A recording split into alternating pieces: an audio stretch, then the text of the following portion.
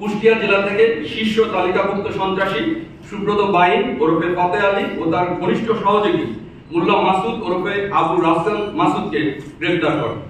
পরবর্তীতে তাদের নিকট হতে প্রাপ্ত তথ্যের ভিত্তিতে হাতিরঝিল এলাকা থেকে সুব্রত বাইনের অপর দুই সহযোগী শুটার আরাফাত এবং শরীফকে 5টি অত্যাধুনিক বিদেশি পিস্তল, 10টি ম্যাগাজিন, 53 রাউন্ড অ্যামিনিশন ও একটি স্যাটেলাইট ফোন সহ সেনাবাহিনী গ্রেফতার করে। উল্লেখ্য যে সুব্রত বাইন এবং মোল্লা মাসুদ 7 সিস্টার সন্ত্রাসী দলের নেতা এবং তালিকাভুক্ত শীর্ষ সন্ত্রাসীদের অন্যতম। এছাড়াও একই দিনে রাজধানীর মোহাম্মদপুর এলাকায় আরো একটি বিশেষ অভিযান পরিচালনা করে বুড়িগঙ্গা ফিলিং স্টেশন এলাকা হতে দুর্ধর্ষ সন্ত্রাসী ফরিদ আহমেদ বাবু ওরফে এক্সেল বাবু সহ আরো 3 জনকে গ্রেফতার করা হয়। গ্রেফতারকৃত ব্যক্তিদের বিরুদ্ধে রাজধানীর বিভিন্ন থানায় হত্যা, অপহরণ, চাঁদাবাজি এবং ভূমি দখলের মতো গুরুতর অভিযোগ রয়েছে।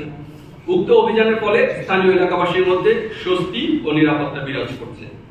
গত 4 জুন মোহাম্মদপুর জেনেভা ক্যাম্প এলাকা হতে তালিকাভুক্ত সন্ত্রাসী বুনিয়া সোহেল সহ 10 জন সহযোগী সহ সেনাবাহিনী গ্রেফতার করে। গ্রেফতারকৃত বুনিয়া সোহেলের বিরুদ্ধে 30টিরও অধিক মামলা রয়েছে।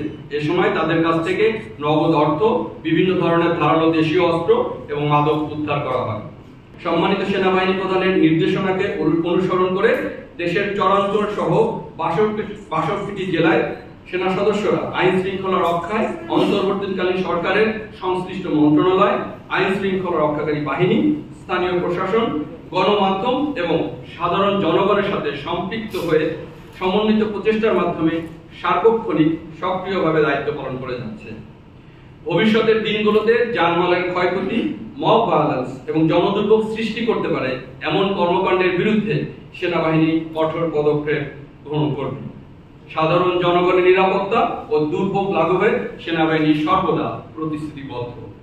বাংলাদেশ সেনাবাহিনী একতাবদ্ধ হয়ে সর্বদা দেশের জনসাধারণের পাশে থেকে দেশের সার্বিক আইন শৃঙ্খলা নিয়ন্ত্রণ ও সার্বভৌমত্ব রক্ষার্থে বদ্ধপরিকর।